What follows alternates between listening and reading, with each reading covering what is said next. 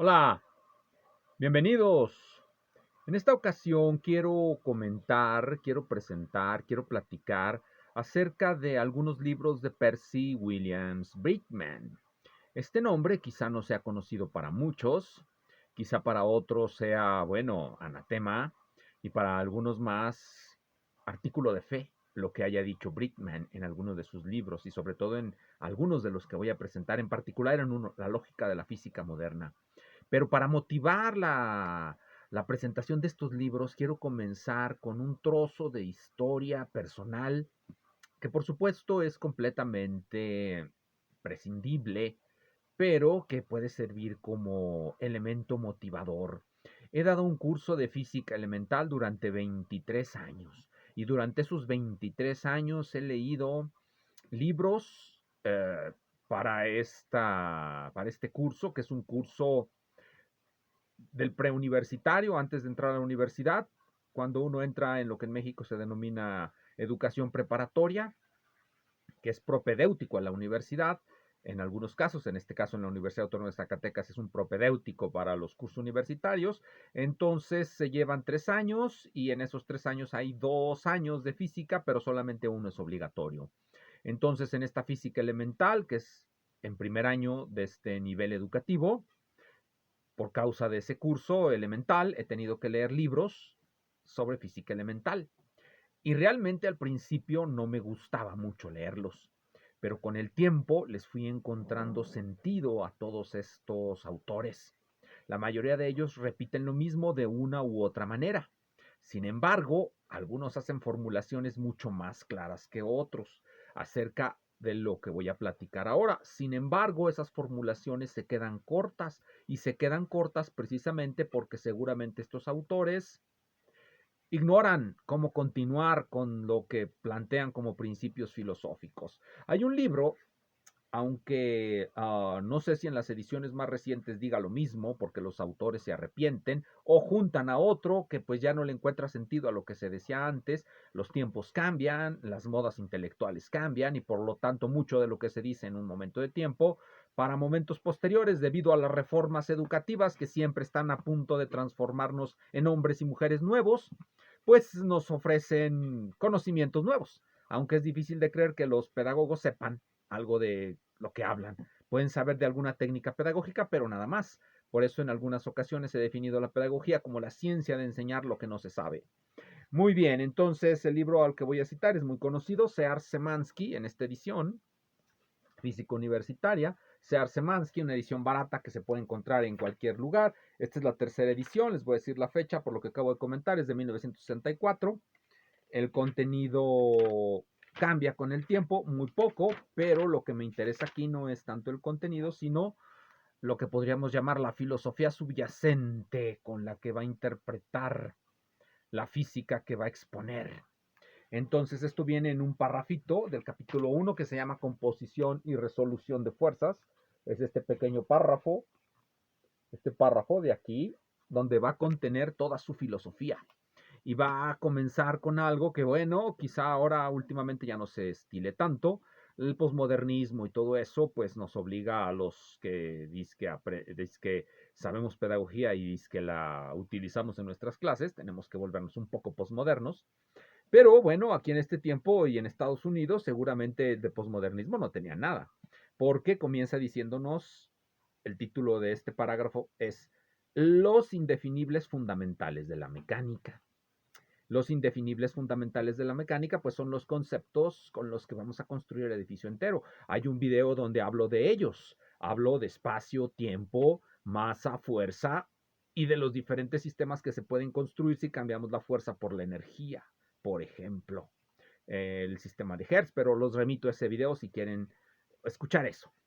En este caso aquí él está partiendo de lo mismo, pero esta es una, habla así, los indefinibles fundamentales de la mecánica y nos dice lo siguiente, la definición de una cantidad en física debe proveernos, la definición de una cantidad en física debe proveernos de un conjunto de reglas para calcularla en términos de otras cantidades que puedan ser medidas. Entonces nosotros necesitamos en física establecer cuáles cantidades son las cantidades fundamentales, espacio y tiempo, por ejemplo, en la mecánica. En la cinemática, espacio-tiempo, porque no necesitamos ni la masa ni la fuerza en la mayoría de las situaciones cinemáticas, solamente espacio-tiempo y la idea de punto, y la geometría, y la geometría, y la geometría analítica. Entonces, eso es lo que nos dice este libro. Es una visión que, pues, podemos decir muy Bridgmaniana. ¿Qué es lo que falta? Lo que comentaba, siempre falta algo. Es cierto, necesitamos los indefinibles fundamentales, pero con ellos debemos de empezar a construir operaciones físicas, es lo que nos está diciendo aquí. ¿Cuál es la operación física fundamental que vamos a construir? La medición. Necesitamos definir mediciones. ¿Qué es la medición? Generalmente se nos dice que la medición es una suerte de comparación, lo es, pero esta definición es incompleta, porque lo primero que necesitamos definir es una unidad de medida con la cual comparar. Esta definición de las unidades de medida es arbitraria, por supuesto, pero está sujeta a ciertas reglas. Las unidades de medida espaciales, en este caso las longitudes, para medir longitudes, las unidades de medida espaciales deben de satisfacer ciertos requisitos. Primero, deben de poder ser trasladables, traslaciones y rotaciones en un espacio monódromo. Los axiomas de Helmholtz, por supuesto, del cuerpo rígido. Sí, la geometría. Claro, lo que estamos construyendo con nuestras mediciones es una forma empírica de la geometría. Entonces, lo primero que hacemos en la física es construir, con ayuda del concepto de medición, una física empirista. Una física empirista, una geometría empírica. Claro, pero eso no nos lo dicen los grandes pedagogos, porque no lo saben.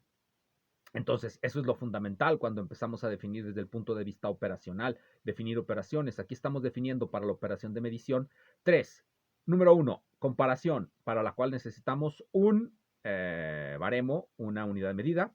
Esa unidad de medida debe de ser trasladable y debe de ser rotable, pero además, como estamos inmersos en un fluido, vamos a suponer que es invariante, que no cambia cuando la trasladamos y cuando la rotamos, que no cambia de ninguna manera. Claro. Y además debemos definir su estado termodinámico bajo variaciones de temperatura y presión. Debe mantenerse más o menos igual. O debemos de saber en qué medida cambia. Esto es muy interesante, pero no nos lo dicen estos señores. Y esto tiene una idea de fondo, una filosofía de fondo, una filosofía de un autor que es el que voy a presentar ahora, Percy Williams Bridgman. Percy Williams Bridgman es el autor que les quiero presentar. Y el primer libro que les voy a presentar de él es el que fundamenta toda esta cosa. La lógica de la física moderna, de Percy Williams Bridgman. Este es un clásico. Es facilísimo de leer. De verdad que es facilísimo de leer. Es de 1927. La primera edición es del 27. Yo aquí tengo la del 55. Esta es la edición del 60, perdón. Del 60, de la editorial Macmillan, la que originalmente lo publicó.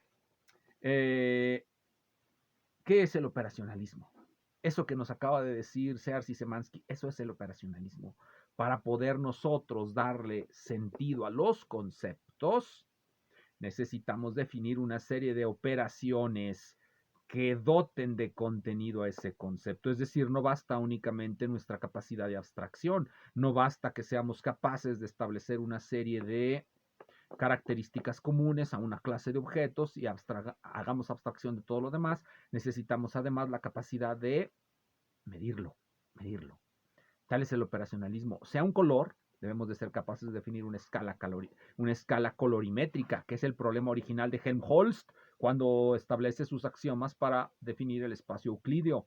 El problema original de Helmholtz era poder medir los colores. Entonces Bridgman lo único que hace es hacerse eco de algo fundamental para él, la contribución.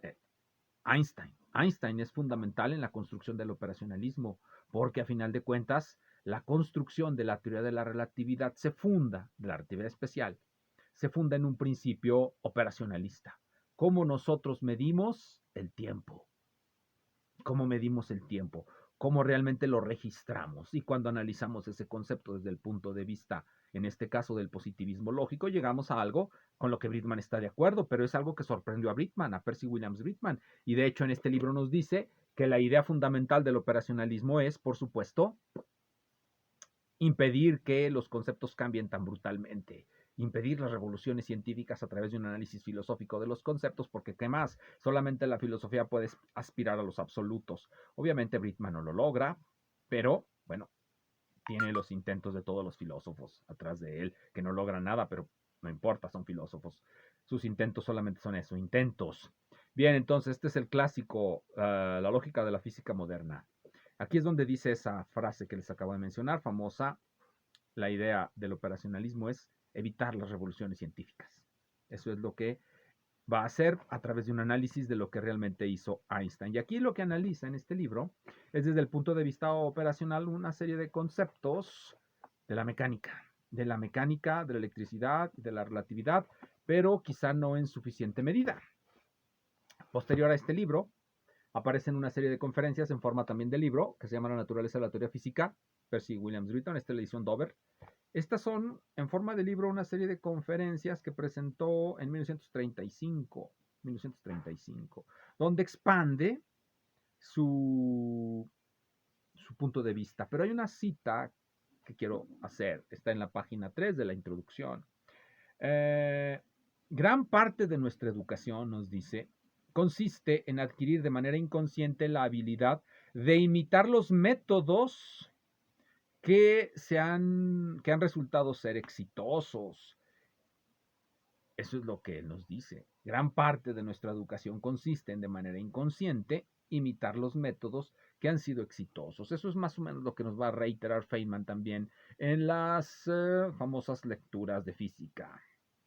Por eso se lo cité. Es una idea de Bridgman. Gran parte de lo que nos quieren enseñar es pura imitación. Bridgman, por supuesto, discutió con muchas personas a lo largo del tiempo sus puntos de vista. Volvamos a la idea del espacio. Vamos a verlo en un artículo de Bridgman. Aquí lo tengo, por cierto. Me tomé la molestia de sacarlo. Este es La naturaleza de algunos de nuestros conceptos físicos, parte 1, P.W. Bridgman. Aparece en el British Journal for the Philosophy of Science, volumen 1, número 4, febrero del 51. Aquí está, por si quieren la referencia.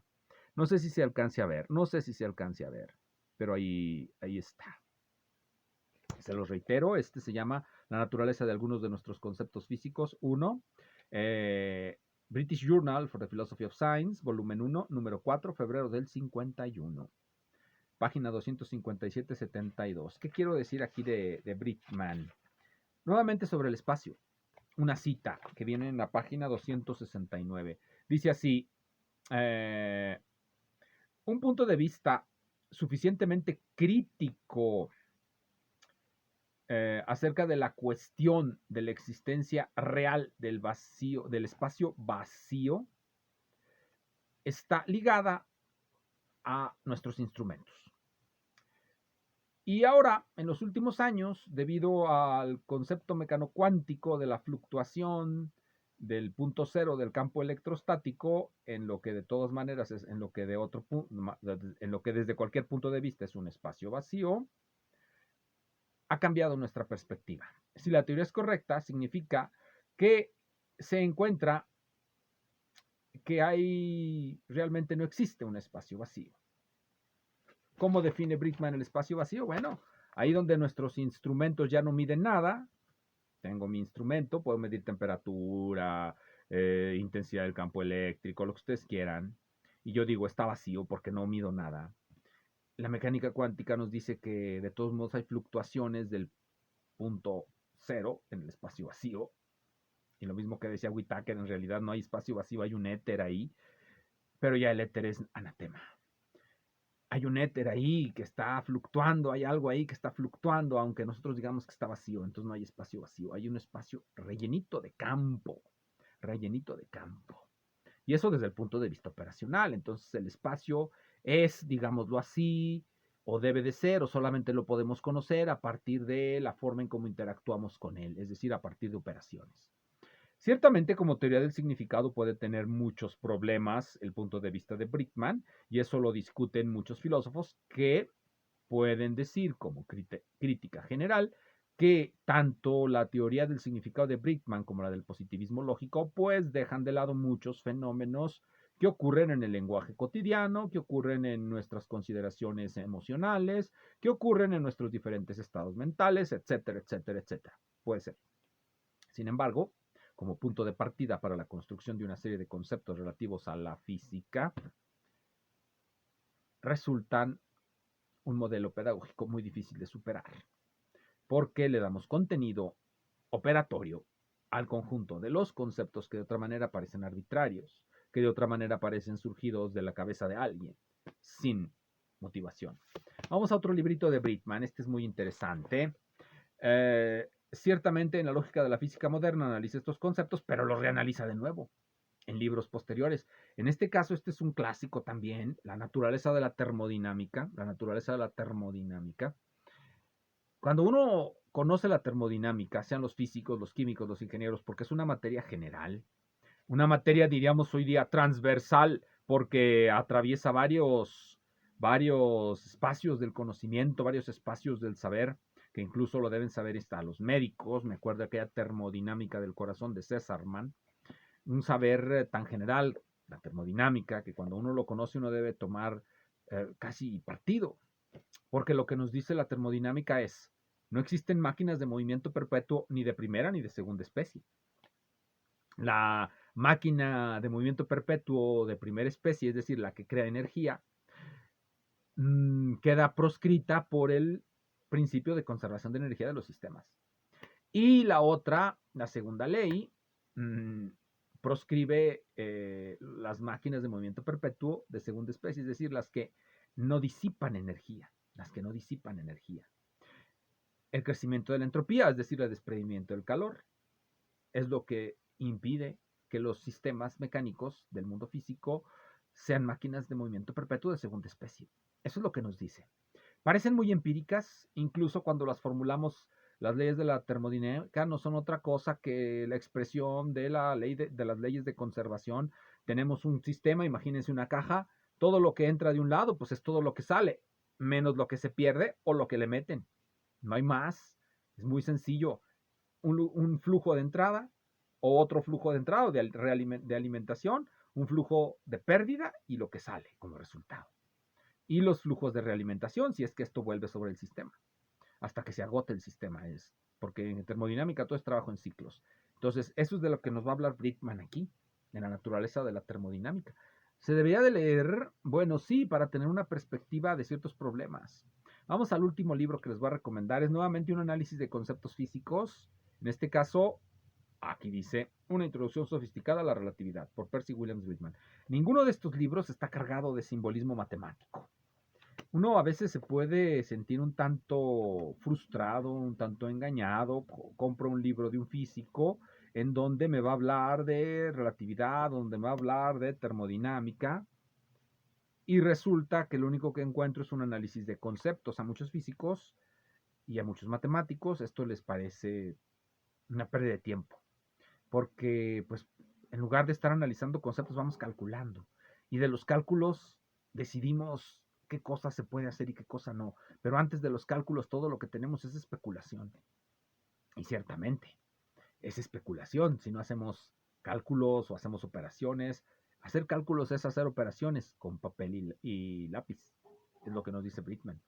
Bien, aquí va a analizar la relatividad, va a analizar también el punto de vista de Reichenbach, y se los recomiendo mucho. No lo suelen leer los físicos, pero deberían. Gracias.